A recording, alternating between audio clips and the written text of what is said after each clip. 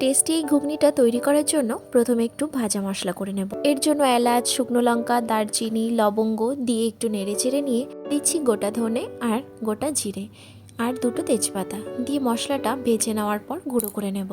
এরপর কড়াইতে সর্ষের তেল ঢেলে ঘুগনির আলুটাকে হালকা করে ভেজে নেব। একই তেলে দিয়ে দিচ্ছি কুচনো পেঁয়াজ।